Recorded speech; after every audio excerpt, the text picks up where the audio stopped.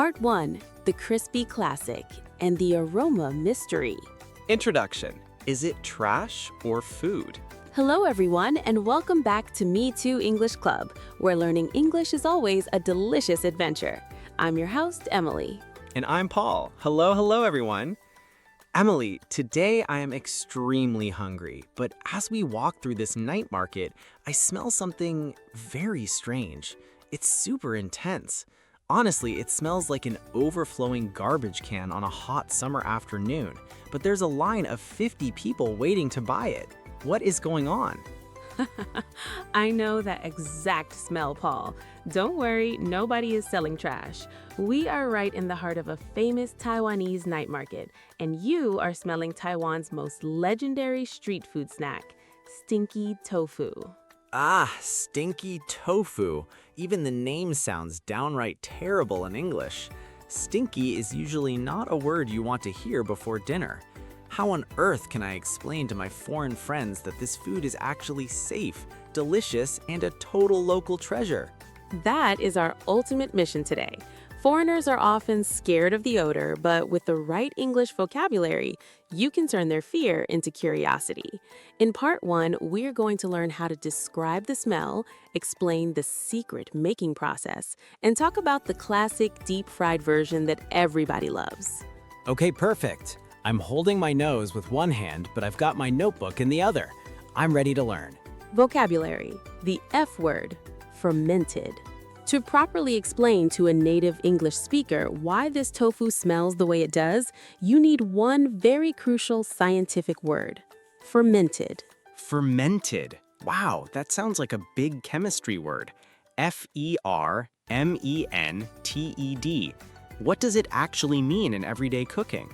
When food is fermented, it means the food is soaked in a special liquid containing good bacteria or yeast for a long time. Over time, these microorganisms break down the food and completely transform its flavor, texture, and aroma. Think of food like yogurt, kimchi, or Western cheeses. Let's break down the pronunciation together. Fermented. Say it with me, Paul. Fermented. Fermented? Ah, that makes so much sense. So instead of making it sound like spoiled garbage, I should politely tell my friends, it is fermented tofu. Exactly. It's a natural process. And here's another pro tip. Don't just tell people it's stinky or gross. To sound more sophisticated, you can describe the smell as strong. Strong, like a bodybuilder who lifts heavy weights? Not quite. In the culinary world, we talk about a strong aroma. An aroma is a pleasant or distinct smell, usually associated with food, coffee, or spices. Repeat after me. Strong aroma. Strong aroma. Wow, saying it has a strong aroma sounds so much more like a gourmet food critic. It sounds way better than just shouting, it smells bad. Cooking, the deep-fried crunch. Now let's talk about cooking styles. Most beginners and first-time tourists prefer trying the deep-fried version first because it's the most accessible. Ah, deep fried. Who doesn't love fried food? Dunking something in hot oil makes everything taste amazing and super crunchy. And that leads us to our next keyword, crispy. Repeat after me, crispy. Crispy. When you bite into the golden outer shell of the fried tofu, you hear a loud crunch sound. The outside of the tofu is extremely crispy. That's right, but what about the contrast when you bite all the way through? How would you describe the inside texture? Oh, the contrast is the best part. The inside is super soft and tender. Perfect vocabulary choices, Paul. Soft and tender. Now let's combine all these descriptive words into a complete, full sentence to impress your listeners. It is crispy on the outside and soft on the inside. Let me practice that. It is crispy on the outside and soft on the inside. Wow, just saying those words out loud is making my mouth water. The soulmate, Taiwanese pickles.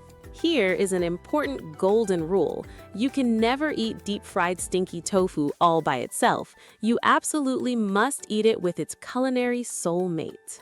Ah, yes, you mean the side dish served right next to the tofu.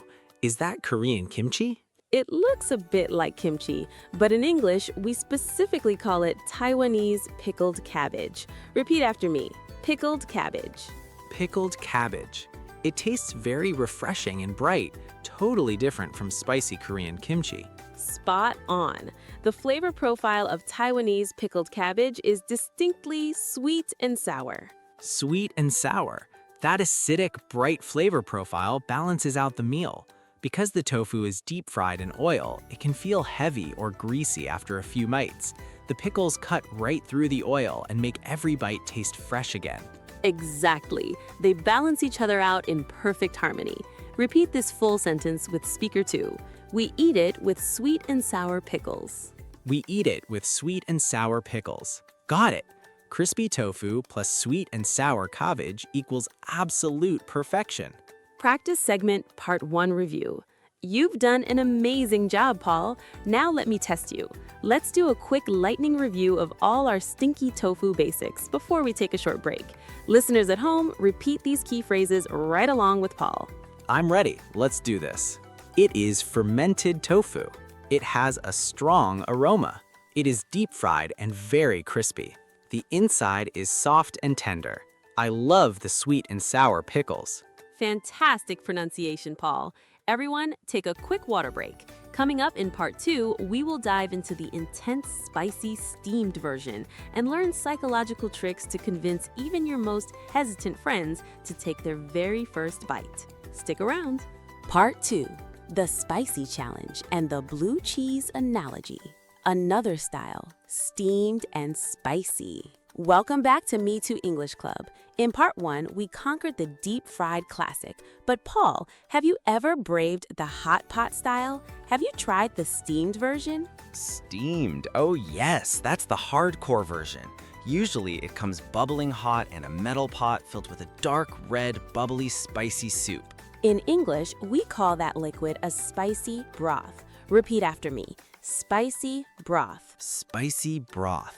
Because the tofu has small air pockets like a sponge, it absorbs all that flavorful spicy broth while cooking. That explains why every bite is amazingly juicy. Juicy.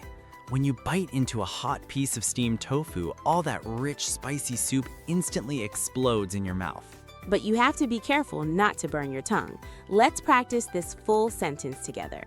I like steamed stinky tofu and spicy broth.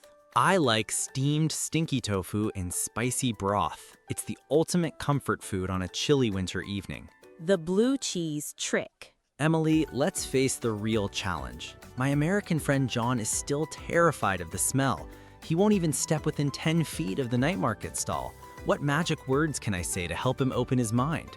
When people are afraid of unfamiliar international foods, use an analogy.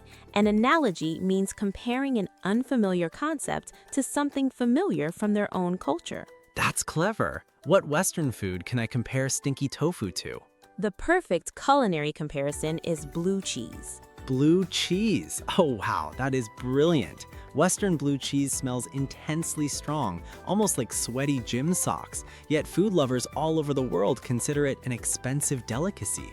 Exactly right. So tell your friend it is just like Western blue cheese. It smells strong and funky, but it tastes absolutely wonderful.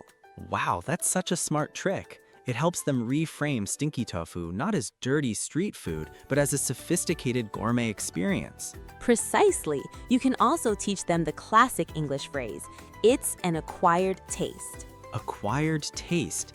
That means a flavor you might not enjoy on your very first try, but after trying it a few times, you grow to love it. The ingredients: duck blood. Now, inside that hot pot of spicy steamed stinky tofu, there is often another mystery ingredient that freaks out Western tourists. Oh, you mean those shiny dark purple cubes sitting next to the tofu? Duck blood? Yes, if you blurt out, hey, eat this chunk of animal blood, your foreign friends might panic and run away. Instead, try using the softer culinary term, duck blood jelly. Duck blood jelly. Hey, adding the word jelly makes it sound almost like a savory dessert or a soft pudding. Exactly. It describes the physical texture without sounding scary. It is smooth, silky, and soft. Let's practice. The duck blood jelly is very smooth. The duck blood jelly is very smooth. Wow, that sounds way more appetizing. And to bring all these savory flavors together, don't forget the signature garlic sauce. Garlic sauce. Garlicky goodness. It adds a sharp, punchy kick that completes the dish. Encouraging your friends. All right, I've got all my vocabulary down. Now I'm standing right in front of the food stall with my hesitant foreign friend. I want them to actually take a bite. How do I encourage them? Be a welcoming, friendly host. Keep it light, fun, and casual. Here are 4 easy, practical sentences you can use to coax them into trying it. Let me try reading these options. Just try one small piece. Don't breathe through your nose. Haha, this is definitely my favorite survival tip. It tastes like a rich, savory cake. If you like blue cheese or bold flavors, you will definitely like this. Those are perfect, Paul. Using humor and practical advice helps nervous eaters relax and step out of their comfort zone. Final practice, the full description. Let's put all these pieces together. Imagine you are giving a speech on TV, introducing Taiwanese street food to an international audience. Repeat this grand summary after Paul. Here goes nothing. Stinky tofu is a famous Taiwanese street food snack. It is fermented and has a very unique, strong aroma. You can eat it deep-fried or steamed in a pot. The fried version is crispy and served with sweet and sour pickles. The steamed version is juicy, soft, and spicy. Trust me, it tastes way better than it smells. Bravo, Paul. Excellent job. You are officially ready to be a global Stinky Tofu ambassador. Conclusion and outro. And with that, we have reached the end of our Stinky Tofu Challenge here at Mi2 English Club. I feel so much more confident now, Emily. Next time I take foreign guests to the night market, I won't feel embarrassed by the smell. I can confidently explain concepts like fermented, aroma, and acquired taste. That's the ultimate spirit. Food is the absolute best bridge for sharing our local culture with the world. Well, all this talk has made my stomach growl louder than a tiger. I'm heading straight to the stall to order a giant plate of deep-fried stinky tofu with extra pickled cabbage, please. To all our awesome listeners out there, how about you? Do you prefer your stinky tofu deep-fried or spicy steamed? Let us know your favorite style in the comments section below. Thank you so much for joining us today. Keep practicing your English every day, one bite at a time. Goodbye, everyone. See you at the night market. Bye-bye.